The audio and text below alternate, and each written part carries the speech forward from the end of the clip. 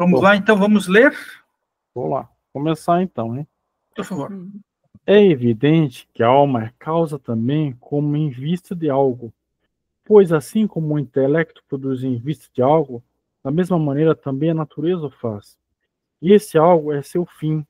E nos seres vivos, a alma é, por natureza, algo desse tipo, pois todos os corpos naturais são órgãos da alma, tanto os órgãos dos animais como os das plantas, como se existisse em vista da alma.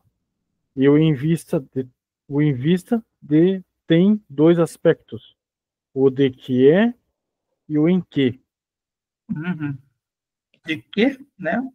Isso. Vamos dizer assim, aquilo que advém, sai, e o que está dentro, em, né? O uso das preposições é muito importante, né? Mas, de fato, a alma é também de onde primeiro parte o movimento local, embora esta potência não subsista em todos os seres vivos. Mas, inclusive, a alteração e o crescimento existem segundo a alma, pois há a opinião de que a percepção sensível é uma certa alteração. E aquele que não participa da alma nada percebe. De maneira similar, ocorre também em relação a crescimento e decaimento, pois nem decai, nem cresce naturalmente aquilo que não é nutrido, e nada que não compartilhe da vida se nutre. Isso é muito importante. Isso aqui nos reforça novamente a ideia de uma filosofia natural, né? De um pensamento que busca o mais próximo da natureza como sendo o ponto bom, porque é o mais adequado, tendo em vista aquilo que o próprio corpo necessita, das suas próprias organizações, né? Ele o faz para que ele, assim, possa crescer também da forma adequada, né? Adequada à sua própria forma também, né? Uhum. Vamos lá, então. Vamos lá. Empedocles não se expressou bem ao acrescentar que, nas plantas, o crescimento ocorre para baixo, pois elas lançaram raízes porque a terra se conduz por natureza, e igualmente para cima por causa do fogo, pois nem o acima, nem o abaixo ele compreende, já que acima e abaixo não são o mesmo para todas as coisas e para o universo. Pelo contrário, as raízes das plantas são como a cabeça dos animais, se é que convém tratar os órgãos como diversos ou idênticos conforme suas funções. Além disso, o que mantém unido o fogo e a terra, que são levados para direções opostas, pois se dissipariam se não houvesse algo que os impedissem. E se há algo, então isso é a alma, o causador do crescer e do nutrir-se. Olha que interessante, né? Interessante. Ai, que bonito, muito lindo. Direções que o Aristóteles está percebendo que são importantes, né?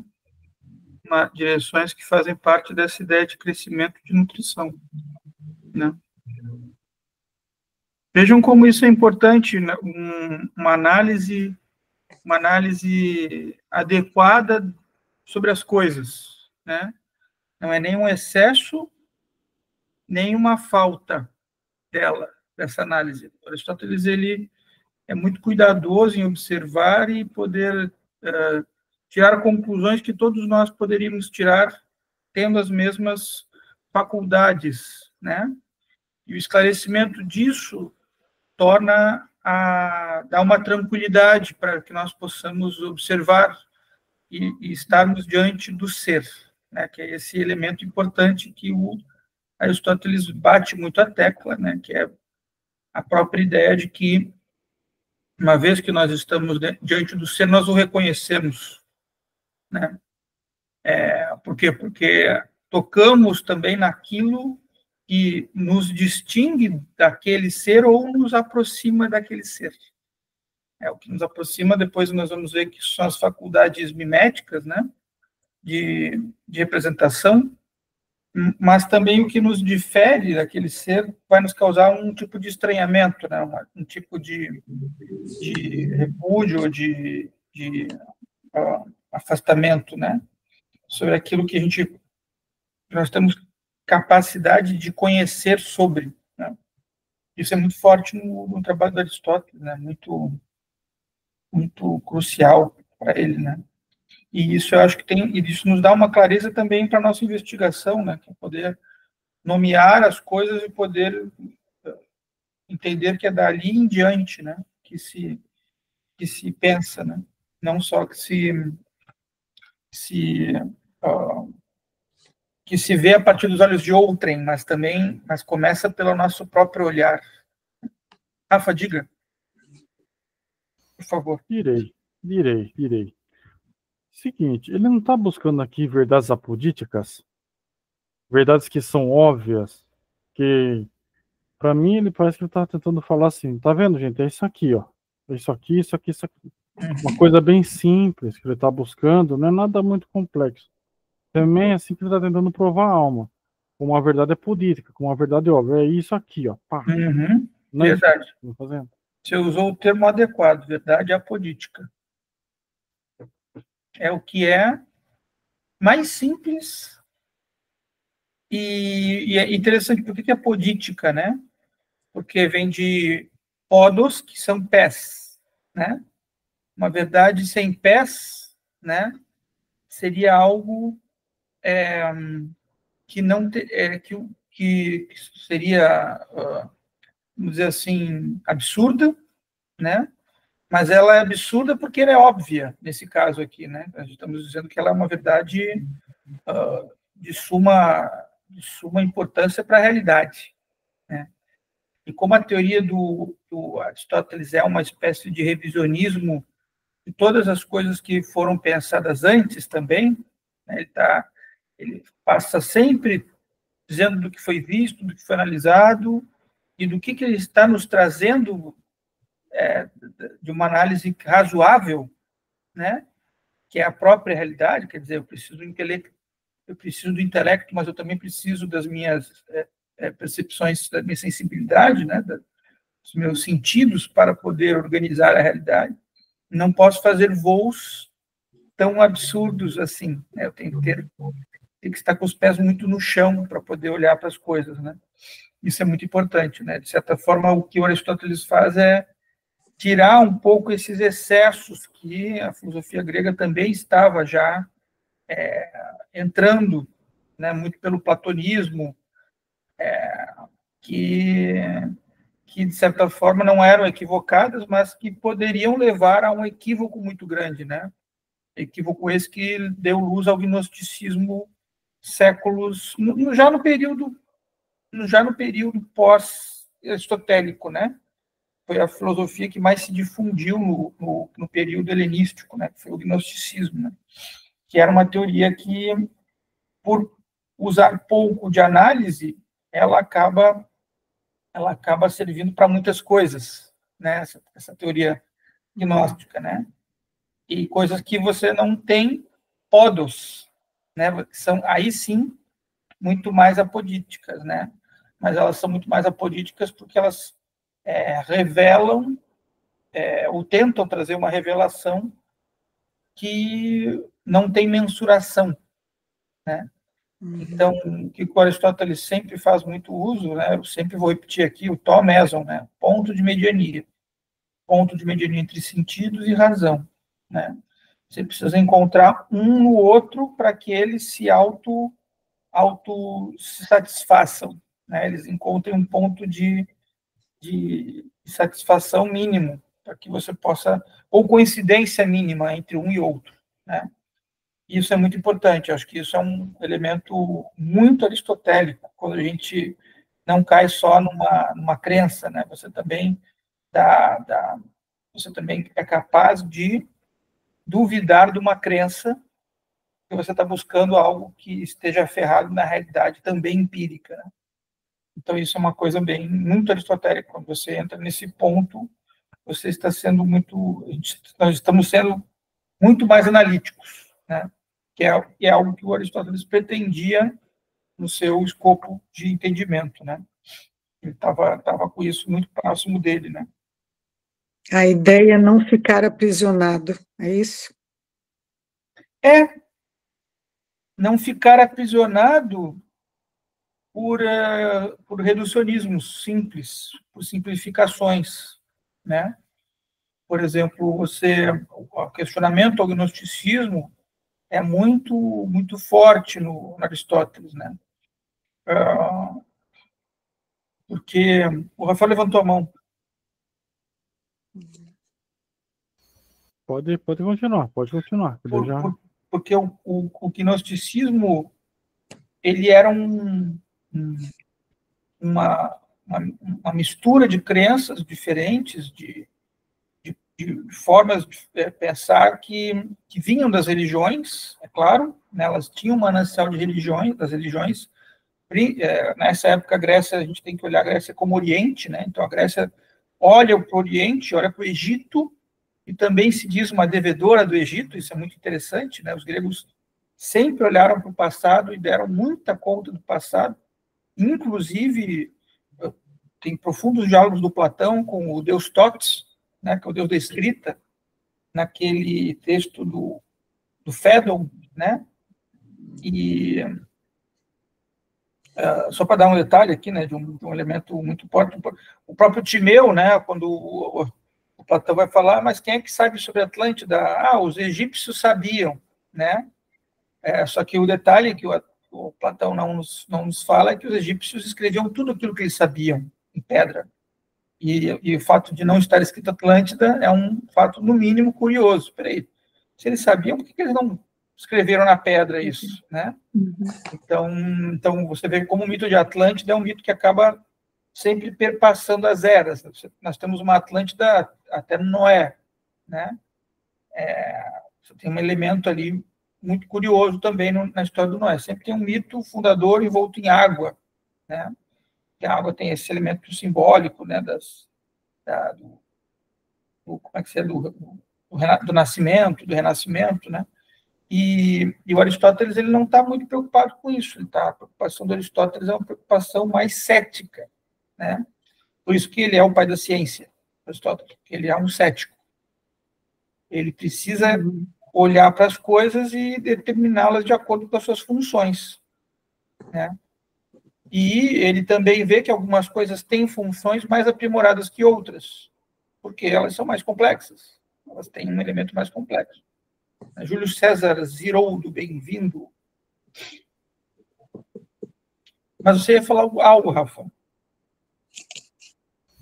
Sim, você falou dessa questão da conexão entre as coisas, né? Esse ponto do meio. Uhum. Isso é uma coisa que me chama muita atenção. Por que eu falo isso? Por exemplo, assim, quando a gente fala da ciência, a gente vai ter um método objetivo para conectar os pontos. Uhum. Só que dentro da filosofia, quais são os métodos para conectar os pontos? Porque também, igual você falou, essa questão do gnosticismo, que há muitas questões, que você falou que dá umas viajadas, que é umas coisas assim. Aí a grande pergunta é como que eu uso o atributo da razão para conectar as coisas sem parecer ser subjetivo, sem parecer que sem pé, sem cabeça, entendeu? Uhum. Porque assim, quando eu falo de um método objetivo, igual a ciência, eu provo passo a passo. Sim. Mas a subjetividade da filosofia, como que eu faço isso, entendeu? Como que eu falo assim, tá bom, isso aqui é uma viagem, ou como eu descarto essa ideia e ponho outra ideia, entendeu? Eu falo, isso aqui é uma verdade que é racional, mas essa aqui não é uma ideia racional, entende? É irracional. Isso é um grande problema para os gregos também. É o problema que os gregos tiveram, né? Como lidar com o irracional, né? Essa partícula irracional, ela era sempre algo dito que, se você não tinha como ter essa explicação racional para isso era da conta dos desígnios dos deuses, que assim o fizeram, né? Tanto que no teatro grego você tem um momento ali na peça que é da híbris, né? Que é quando tudo aquilo é lançado para uma espécie de saída dos acontecimentos na sua relação de causa e efeito, é desmesura, né? termo que Híbrides mais ou menos nos revela, nos traz, é um pouco essa ideia de desmesura. E a desmesura, ela tem um elemento que os gregos não sabiam lidar. Né? Então, quando eles colocam isso no teatro grego, eles estão também trazendo os elementos que eles não sabem lidar. Que isso é um pouco também um elemento do que a polis grega ali ateniense estava querendo observar, né? Há algo na catarse que nós não sabemos lidar, no entanto, ela, quando nós somos chamados catarticamente evocamos esses sentimentos catárticos, aquilo se liquefaz de alguma forma, né? Se torna emocionalmente adaptado para a nossa cabeça. Né? A nossa cabeça tira o excesso e entendemos, então, com tranquilidade. Podemos voltar a ver as coisas, né? Tais como elas são, porque tiramos aquele excesso que uma emoção nos torturava, né? E esse elemento estava sendo visto lentamente pelos gregos, né? Não só pelo trabalho do Aristóteles, né? Quando ele fala de poética, mas também por outros pequenos escritores que eram do círculo socrático, né? Como Antífon, por exemplo, que também fala de questões relacionadas aos sonhos, como escutar os sonhos, que não ficaram registros dele, mas ficaram apenas alguns relatos do Lísias, que também foi um discípulo do Sócrates, que fala sobre o método do Antífon, né?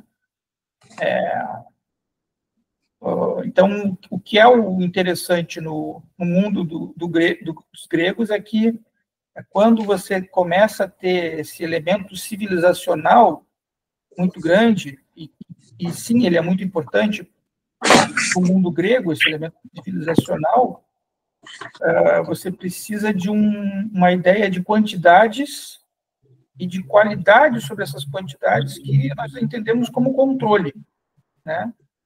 Não por nada você vai ter o Platão falando da República como uma espécie de Estado cibernético. Você já tem elementos cibernéticos típicos do nosso século XX ao ler a República, né?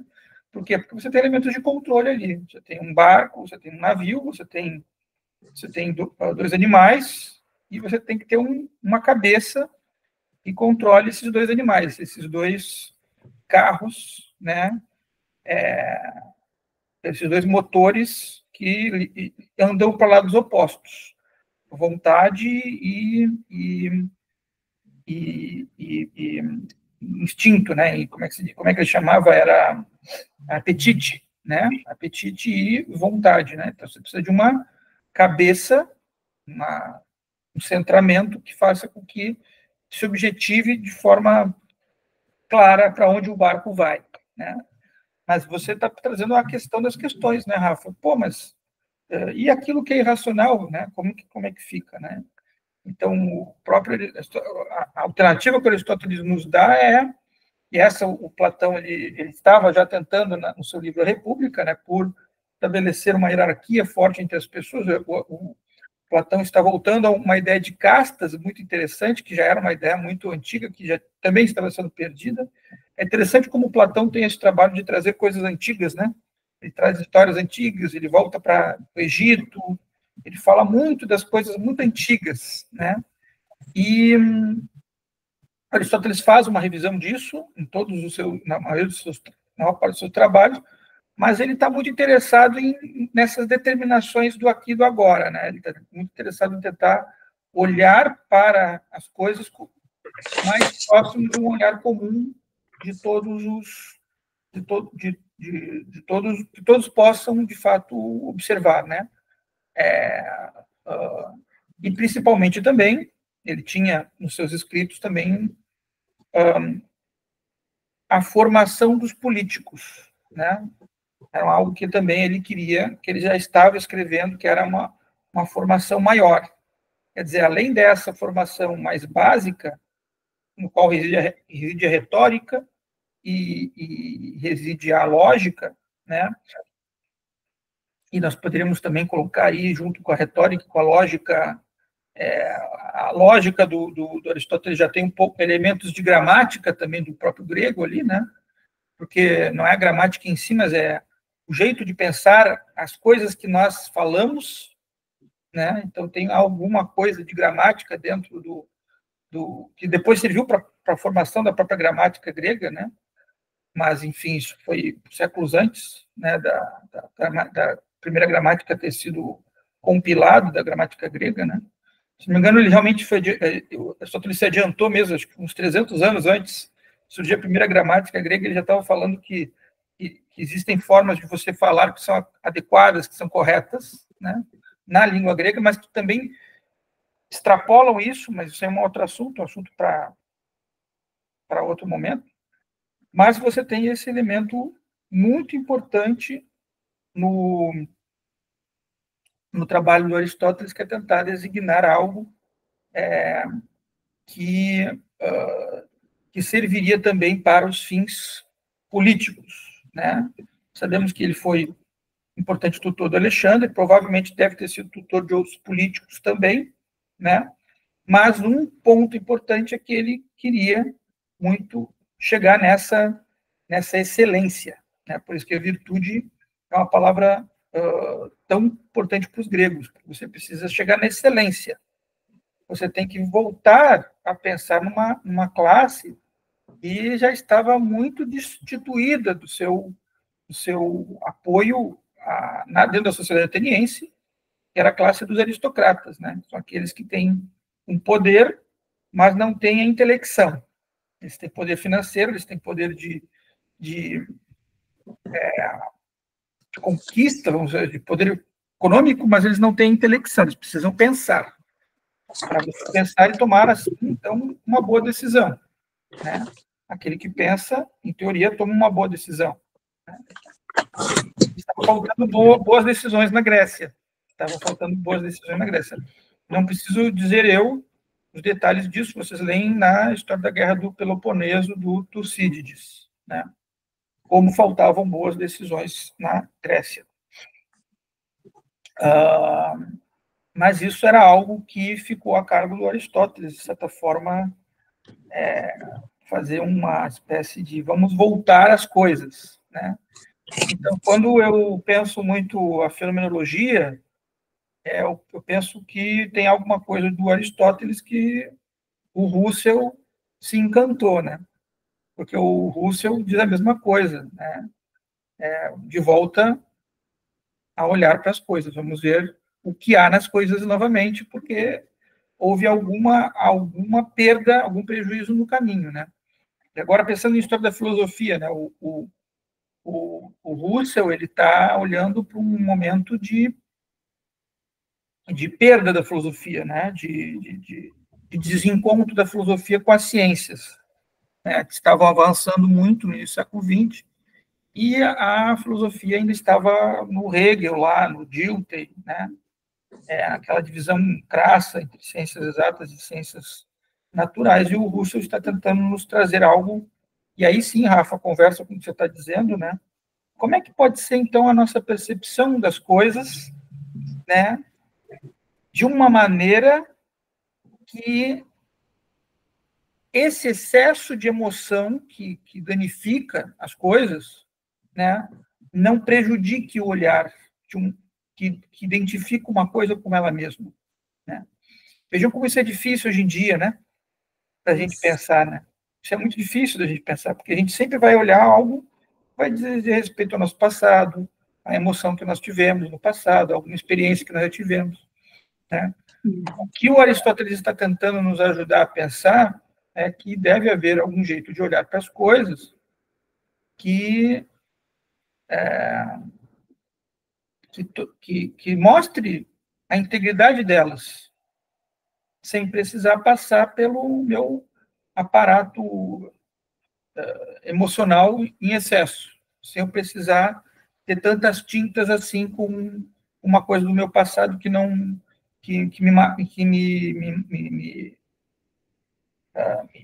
me tocou tanto, né? E aí você tem um problema, né? Que também seria uma solução. Olha, tente olhar de forma objetiva, tente ser objetivo, tente ser íntegro, tente buscar a verdade, use a verdade como a lâmpada, né? E a verdade seria algo que estariam em toda a discussão do Aristóteles, né? Cada texto do Aristóteles estaria falando de um elemento importante da verdade, inclusive a verdade de como falar as coisas pelo bom uso do pensamento, que a gente vê lá na lógica, né? No organon do Aristóteles, né? São categorias que me ajudam a pensar e aí sim chegar mais próximo do objeto tal como ele é, né? Mas é lógico, Rafa, eu concordo com você, né? Muito difícil você ter um elemento, quando você fala de uma questão subjetiva, que seja puro, porque não é assim, né? Você tem uma coisa do seu passado, da sua história, da sua marca, isso é você.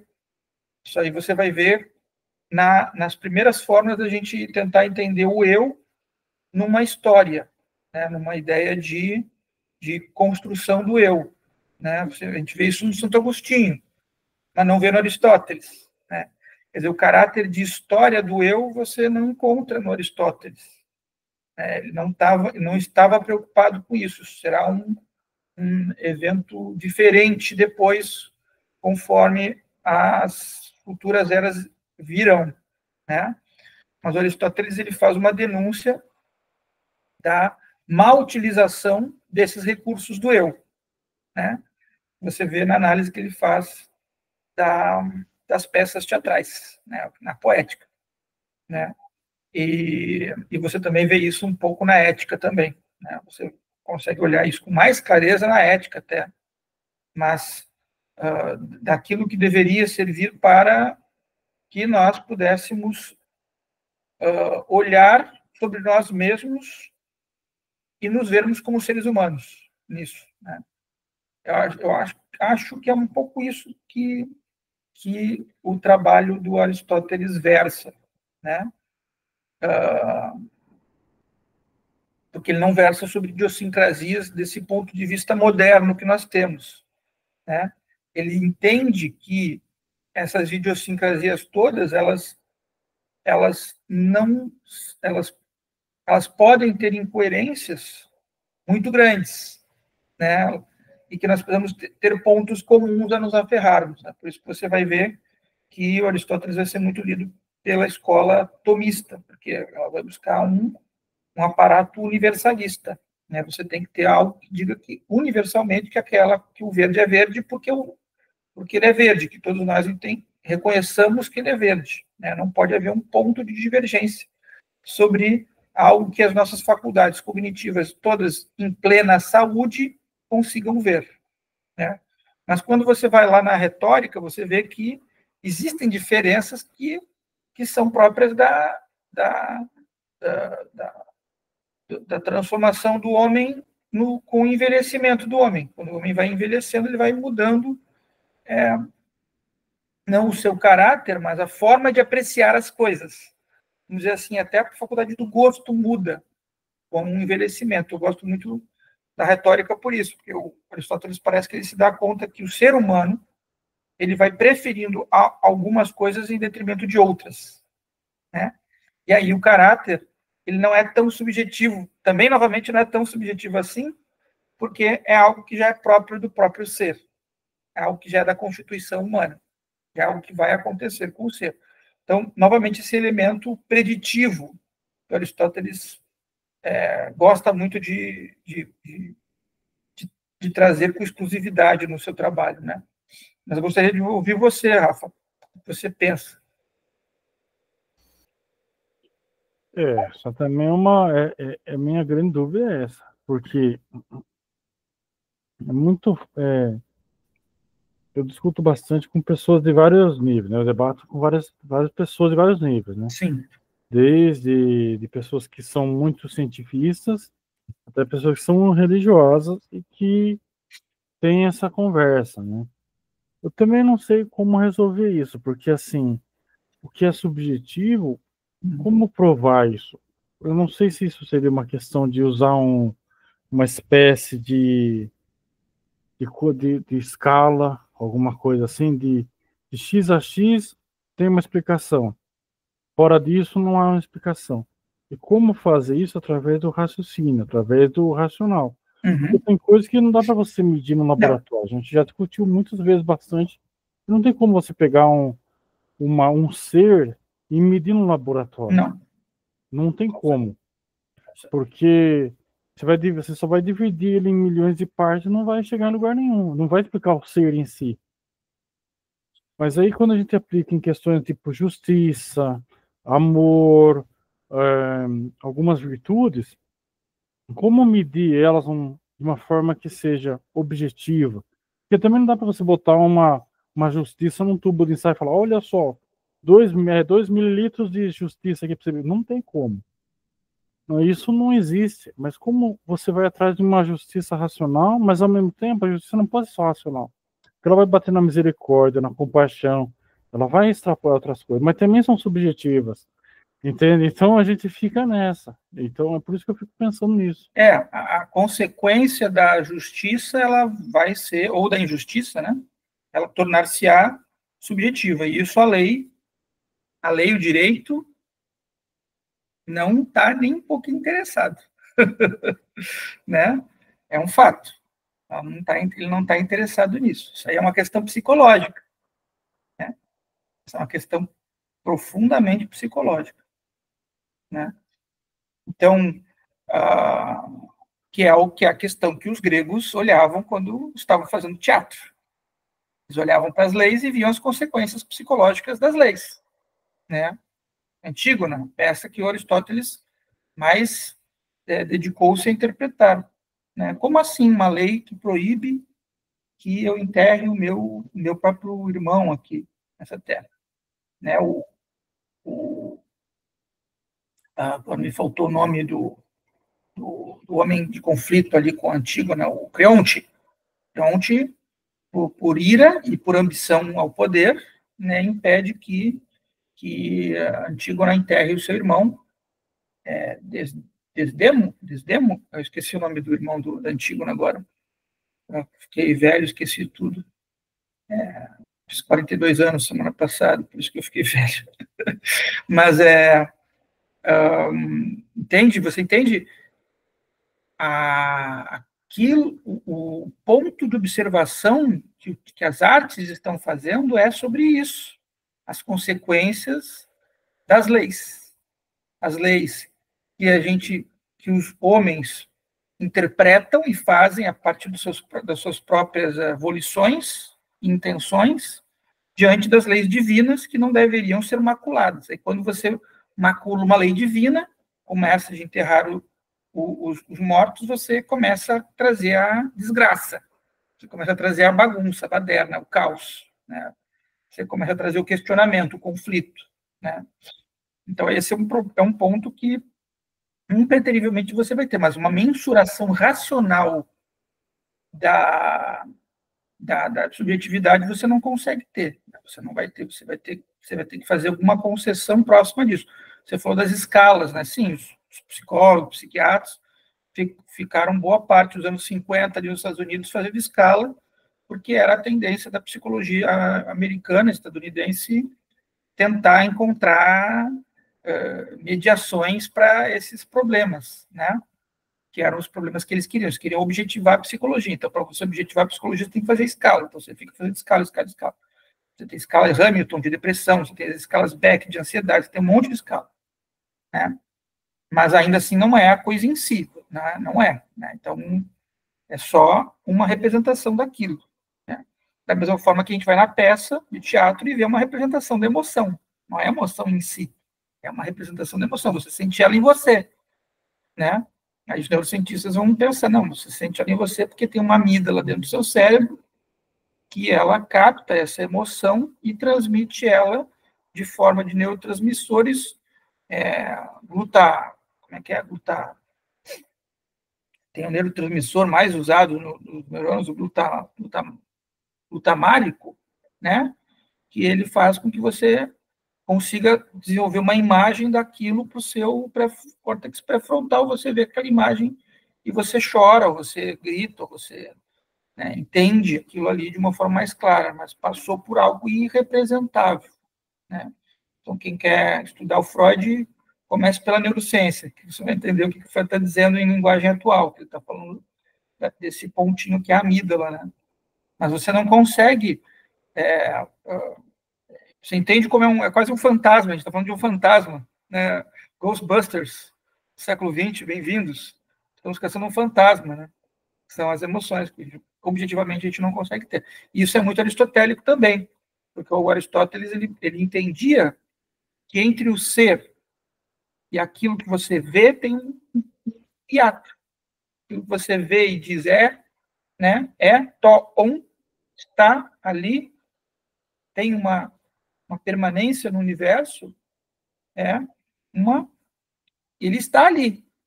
Mas se isso é coincidente, isso é o ser mesmo da coisa, é o grande questionamento da filosofia.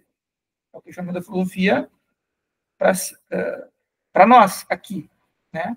Se aquilo que é, de fato,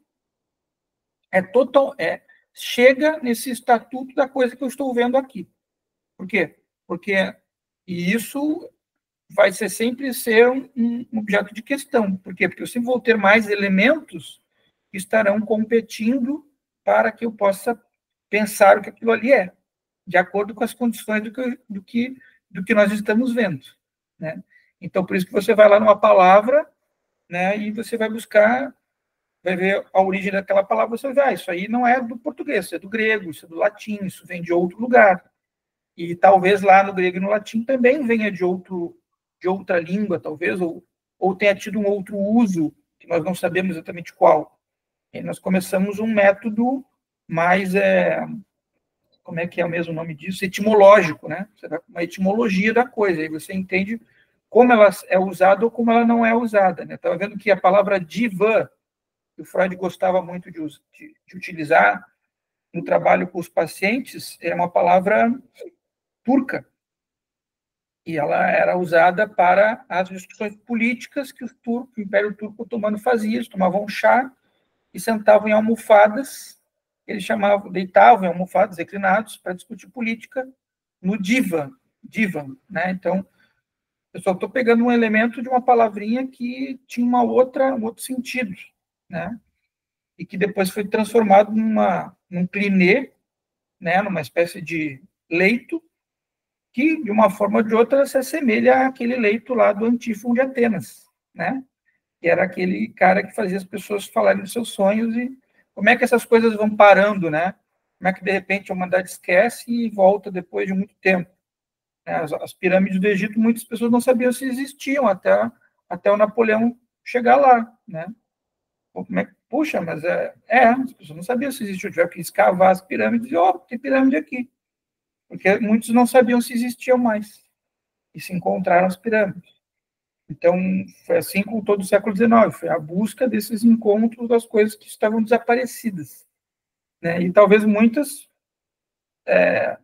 não só materialmente, mas também nas histórias que foram sendo depois modificadas, né? Cada cultura vem e modifica um pouco a história sobre aquilo ali, né? Então, talvez muitas outras coisas estejam lá embaixo do Egito, a gente nem sabe que estão lá, ou que a humanidade nem deixou registro também.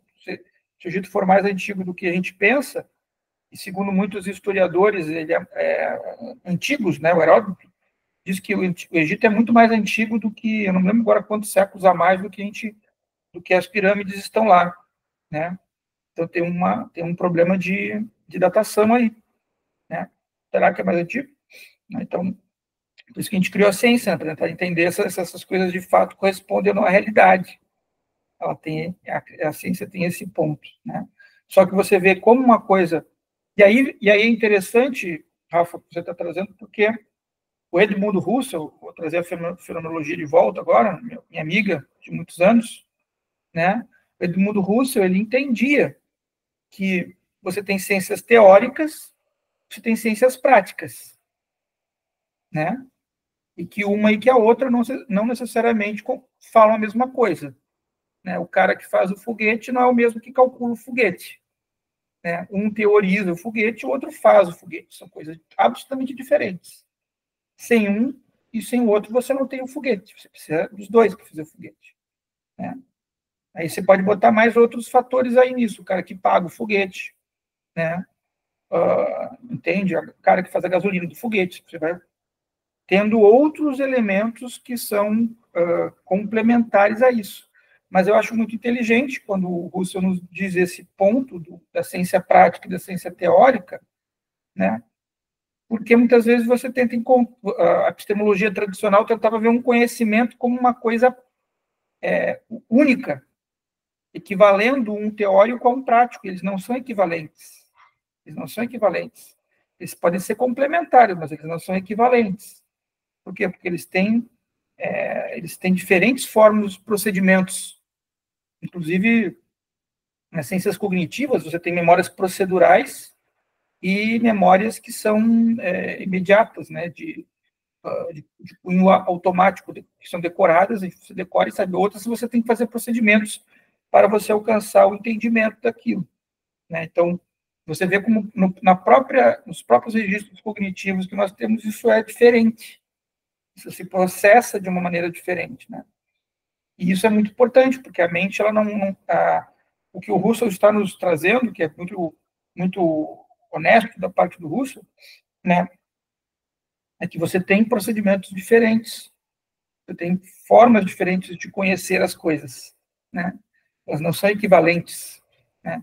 E esse era o problema da epistemologia moderna, esse era o problema da modernidade, segundo o Russell, né? Que todos eles ficavam tentando fazer graus de equivalência. Você conhece pela razão, você conhece pela empiria, você conhece pela razão, você fica brigando com isso, mas você não vê que ambos, tanto razão quanto empiria, vão ser diferentes para diferentes formas de conhecer diferentes, né? Isso eu acho genial, né? Pelo menos pelo ponto de vista da fenomenologia. Rafa, diga. Isso aí, a gente estava até dando lá no grupo do Luiz, de fenomenologia, que é justamente uma coisa que, lá no livro do Sokolovsky, que ele coloca, ele fala, viu, pegue o que há de melhor em cada coisa, em vez de ficar excluindo as coisas. Pegue cada um no que é melhor, não fique criando rivalidade. É justamente o que você está falando, essas coisas, talvez, não precisa criar falar que está tudo igual. Não, cada um tem seu jeito de existência e eles complementam de algum jeito. O que é o teórico ali e o prático, eles se complementam, igual você falou, igual um quebra-cabeça. Pega o que é de melhor nos dois e vai montando a realidade assim. Porque senão você vai destruir tudo. E não é essa ideia, no fim das contas. E também não é a ideia de Aristóteles, porque ele está buscando o universal. E não uma coisa particionada em milhões de pedacinhos, porque senão você só vai ter uma coisa particionada em milhões de pedacinhos. Você vê que o Russell, em nenhum momento, ele diz destruição da metafísica, né? Heidegger já traz isso, destruição da metafísica, destruction, é o termo que o Heidegger usa, né? E o Levinas, ele traz novamente a metafísica. Você precisa da imaginação. Era uma instância que o Russell leva em consideração naquele livro dele de ideias, todo mundo chama em alemão Ideen, né? Mas é ideias de uma fenomenologia pura. Acho que esse é o texto, de 1913. Esqueci o nome do texto. Que ele fala da importância da imaginação. Então, você tem que trazer novamente a metafísica de algum jeito. Você não vai trazer do mesmo jeito que veio antes, né? Como a epistemologia do conhecimento. Você vai trazer de uma forma imaginativa. Por quê? Porque a fenomenologia se presta muito para você imaginar. Você precisa imaginar o que tem do outro lado da parede, para você investigar. Então, isso é genial também, da parte do Russell, né? Estou dizendo isso como complementação do que você está me dizendo, porque o Heidegger ele veio com uma ideia de destruction, né, de destruição. Não, você não pode deixar nada desses registros metafísicos, porque eles serão utilizados para a ciência. E a ciência, ela, por ter um caráter utilitário, ela impede que a gente pense o ser, o Sein, né? Então, o Heidegger recria o método da filosofia utilizando o Dasein, é a proximidade do ser, né? Aquilo que se aproxima do ser, né?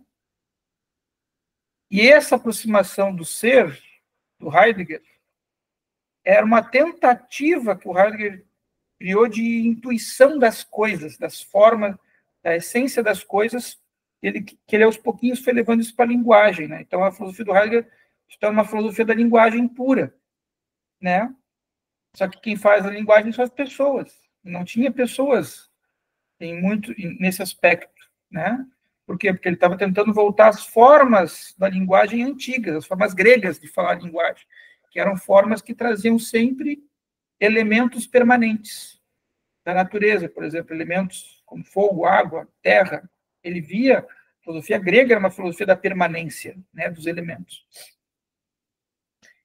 E você depois vai ter um encontro disso com o trabalho do Levinas, que não quero entrar aqui nos detalhes disso, mas que ele precisa das pessoas, precisa da sensibilidade humana de volta, porque o Heidegger tinha retirado esses elementos subjetivos do pensamento.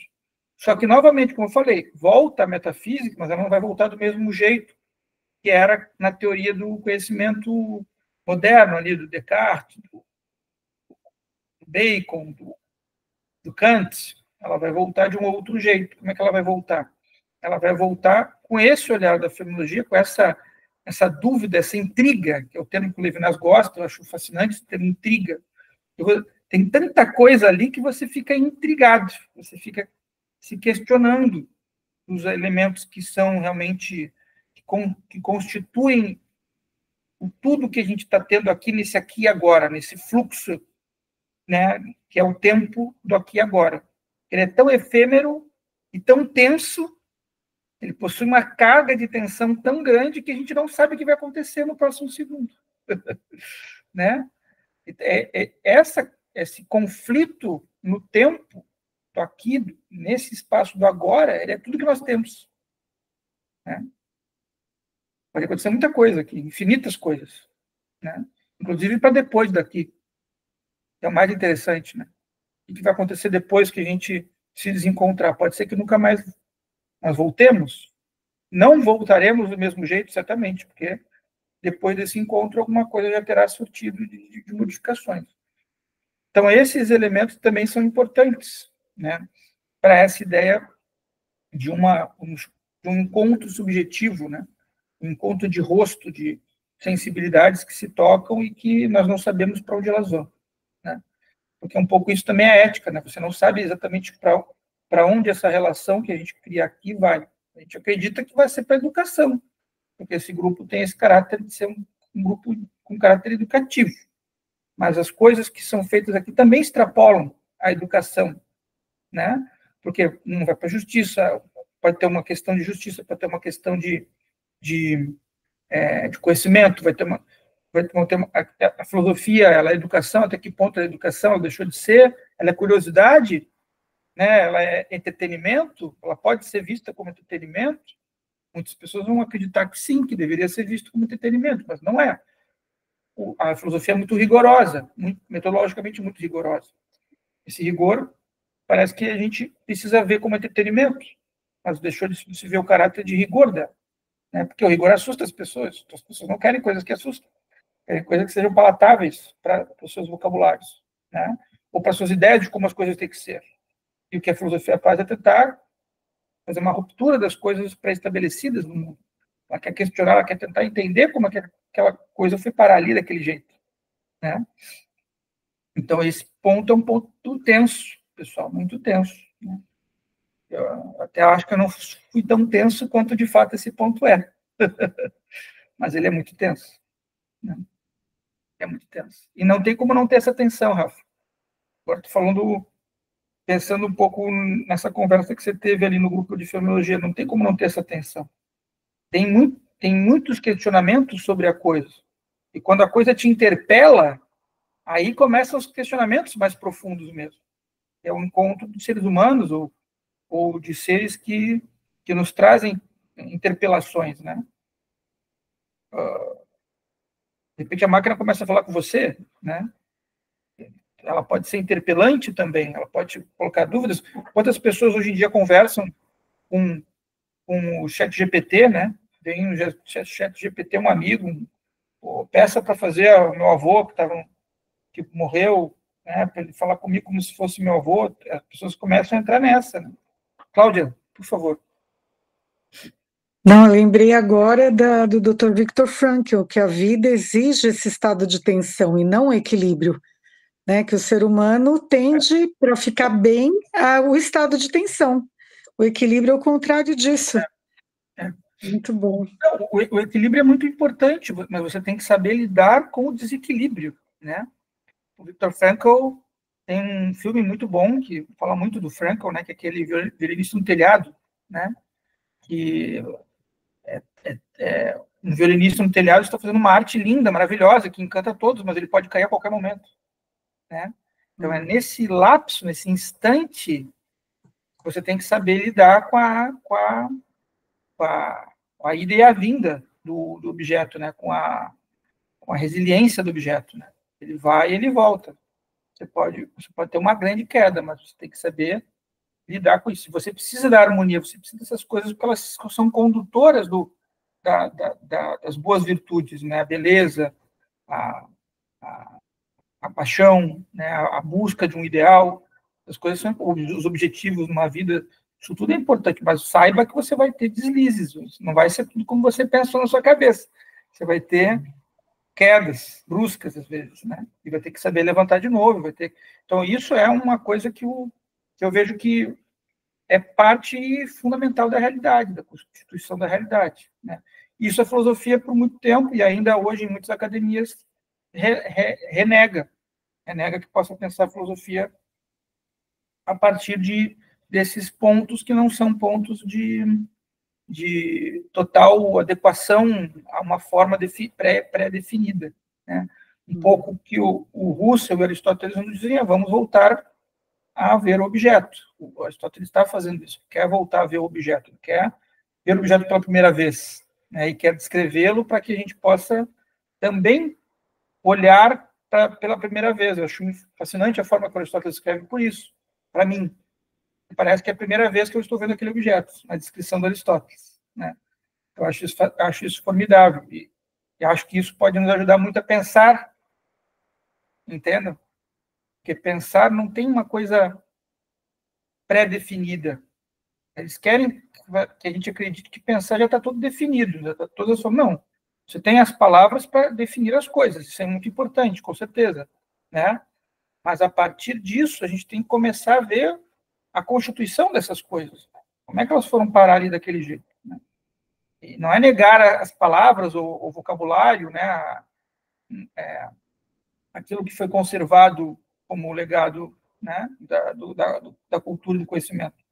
Mas é a partir disso, né? Usar isso para que a gente possa pensar, explorar o objeto de uma forma merecedora da sua riqueza, né? E do que ele pode nos trazer.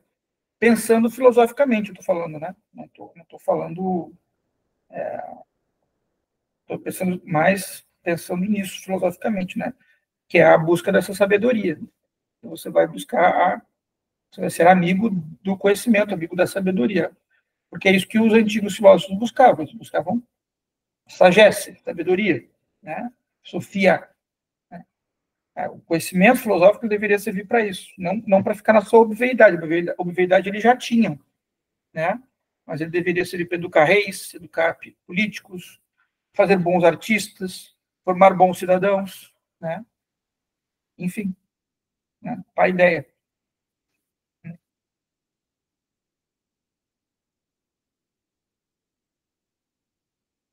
Pessoal, por hoje é só. Vemos segunda que vem. Segunda que vem, estamos juntos. Até mais. Valeu, gente. Forte abraço. Obrigada, professor. Obrigada.